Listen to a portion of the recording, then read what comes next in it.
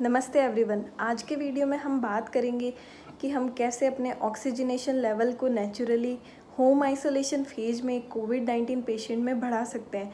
कैसे अपना एक पेशेंट को ऐसे ऑक्सीजन क्राइसिस में जहां ऑक्सीजन सिलेंडर मिलना मुश्किल हो रहा है, जहां पेशेंट को बेड अवेलेबिलिटी मुश्किल हो रखी है, ऐसे समय में हम कैसे पेशेंट के लंग्स को कैसे सपोर्ट दे सकते हैं, कैसे उसका ऑक्सीजनेशन को बढ़ा सकते हैं, कैसे उसके ब्रीदिंग कंफर्ट को बढ़ा सकते हैं, कैसे वेंटिलेशन परफ्यूजन रेशियो को मेंटेन कर सकते हैं। तो पहला प्रोसीजर है प्रोनिंग।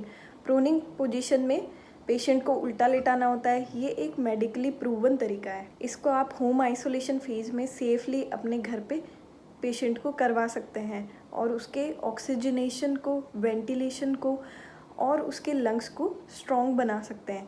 ये कब करना है? जब सैचुरेशन 94 के अराउंड रहे या 94 से थोड़ा कम आता आए, तब पेशेंट को कराना स्टार्ट कर देना चाहिए, क्योंकि फिर आगे ज़्यादा कॉम्प्लिकेशन या फिर ज़्यादा स्थिति डिरेंज ना हो, क्योंकि इससे ऑक्सीजनेशन है वो आपका 5 से 10% तक ज़रूर इंक्रीज होता है। कैसे करना है इसको? व्हाट्सएप पे काफ़ी मैसेज आपने सर्कुलेट होते हुए देखे होंगे, लेकिन इसको सही तरीके से करना इम्पॉर्टेंट है। मैंने काफ़ी लोगों को इसको गलत तरीके से करते हुए देखा है, इसलिए मैं आपको इसको सही तरीके से करने के लिए कुछ जो बात ध्यान में रखनी है वो मैं बता देना चाहती हूँ। इसमें क्या करना है, एक अपर चेस्ट, नेक और यहाँ पे लगाना है। दूसरा पिल्लो अपन को पेल्विस सपोर्ट के लिए लगाना है, पेट के निचले हिस्से के पास, जहाँ हिप्स वाला एरिया होता है उसके नीचे लगाना है। और तीसरा पिल्लो अपने पाँव के निचले हिस्से पे यूज़ करना है। ध्यान रखने के लिए क्या बात है कि पेट के नीचे पिल्लो यूज़ नहीं करना, इसमें पेट नहीं दबना चाहिए। काफ़ी लोग पेट के नीचे पिल्लो लगा रहे हैं, उससे पेट दब जा रहा है। पेट दब जाएगा तो अपना डायफ्राम मूव नहीं होगा, डायफ्राम मूव नहीं होगा तो लंग्स अच्छे से एक्सपेंड नहीं होंगे, एल्वियोलाई अच्छे से वापस, जो कोविड-19 पेशेंट में एल्वियोलाई जो सिकुड़ गए हैं वो वापस फैलेंगे नहीं और लंग्स तक अच्छा ब्लड सर्कुलेशन नहीं हो पाएगा। तो इसको सही तरीके से करना उतना ही इम्पॉर्टेंट है। इसको आप कितनी देर तक कर सकते हैं? इस पोजीशन में आप कंफर्टेबल हैं उतनी देर ज़्यादा से ज़्यादा आप इसमें 2 घंटे तक रह सकते हैं एक साथ। उसके बाद आप लेफ़्ट लेटरल पोजीशन में 1 से 2 घंटे जाइए, फिर राइट लेटरल पोजीशन में 1 से 2 घंटे जाइए, फिर थोड़ा सा बैठ जाइए 1 से 2 घंटे के लिए और अपने शोल्डर्स को मूव कीजिए। थोड़ी सी बैठे बैठे ही थोड़ी सी एक्सरसाइज कर लेनी है। उसके बाद आपको गहरी सांस लेनी है। गहरी सांस लेकर उसको होल्ड करिए। गहरी सांस ली, होल्ड करके रखिए। होल्ड कितनी देर तक कर सकते हैं? 30 सेकेंड तक कर सकते हैं, मतलब कि आपके लंग्स हेल्दी हैं। भले ही कोई बात नहीं, स्टार्टिंग में आप कम देर तक होल्ड कर पा रहे हैं तो इसमें कोई घबराने वाली बात नहीं है। धीरे धीरे आप इस एक्सरसाइज से अपना होल्डिंग टाइम इंक्रीज कर सकते हैं। प्रोनिंग कोई वेंटिलेटर या ऑक्सीजन सप्लीमेंट का रिप्लेसमेंट नहीं है, ये बात आप ध्यान रखें। इसमें क्या होता है कि आप पेशेंट को पहले से प्रिपेयर कर सकते हैं।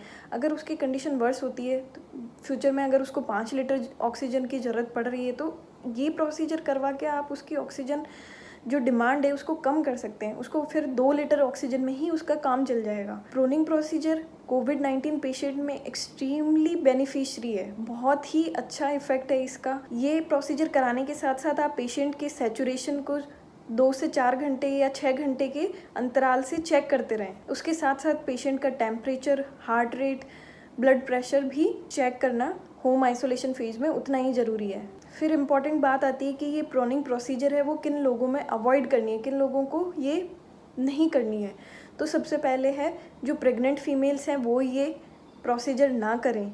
जो सेंट्रल ओबेसिटी है, जिनमें जो हैवी वेट वाले पेशेंट है, बीएमआई जिनका हैवी है, वो पेशेंट भी ये ना करें। हार्ट फेलियर के पेशेंट्स ना करें और खाना खाने के तुरंत बाद भी ये प्रोसीजर नहीं करना है।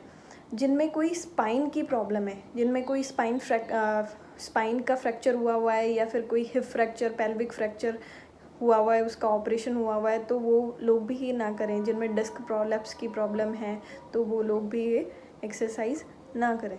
तो ये है proning procedure. Proning procedure medically proven और नेचुरली ऑक्सीजनेशन को, आपके ब्रीदिंग कंफर्ट को, वेंटिलेशन को बहुत ही अच्छी हद तक इम्प्रूव करता है। 5 से 10% तो डेफिनेटली ये आपके ऑक्सीजनेशन को बढ़ाता है। तो आप इसको होम आइसोलेशन वाले पेशेंट को ज़रूर सजेस्ट करें, ज़रूर उनको करवाएं ये एक्सरसाइज। फिर दूसरी एक्सरसाइज है डीप ब्रेथ्स। डीप ब्रेथ्स, इसमें क्या करना है? गहरी सांस लेनी है आपको होल्ड करके रखना है, कितनी देर तक आप होल्ड कर सकते हैं ये इम्पॉर्टेंट है। स्टार्टिंग में होल्डिंग टाइम कम है तो उससे घबराने की दिक्कत नहीं है, धीरे धीरे ये होल्डिंग टाइम आप बढ़ा सकते हैं। इसको आप एक साथ में 10 से 12 या 15 रिपीट कर सकते हैं अकॉर्डिंग टू योर कंफर्ट। ज़बरदस्ती नहीं करना है कि आप कर नहीं पा रहे हैं, आपको डिफ़िकल्टी इन ब्रीदिंग हो रही है, शॉर्टनेस ऑफ ब्रेथ हो रही है और फिर भी आप ज़बरदस्ती कर रहे हैं, ऐसा नहीं करना है।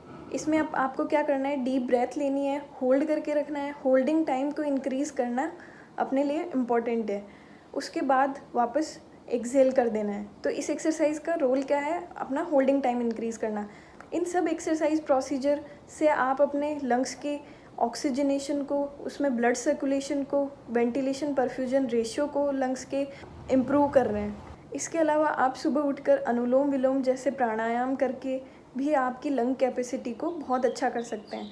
तो एक कोविड-19 पेशेंट के होम आइसोलेशन फेज़ में अपन को कुछ छोटी छोटी बातें हैं जो ध्यान में रखनी होती हैं, क्योंकि बहुत ही बाहर क्रूशियल टाइम है जहाँ बाहर ऑक्सीजन सिलेंडर अवेलेबल नहीं हो रहे हैं। तो होम आइसोलेशन वाले कोविड-19 पेशेंट को आप पॉजिटिविटी दिखाएं, कुछ छोटी छोटी एक्सरसाइज हैं ये करवाएं। इन एक्सरसाइज से आप काफ़ी लोगों की हेल्प कर सकते हैं ऐसे क्राइसिस टाइम में, कि उनको हॉस्पिटल की ज़रूरत ना पड़े। Thank you.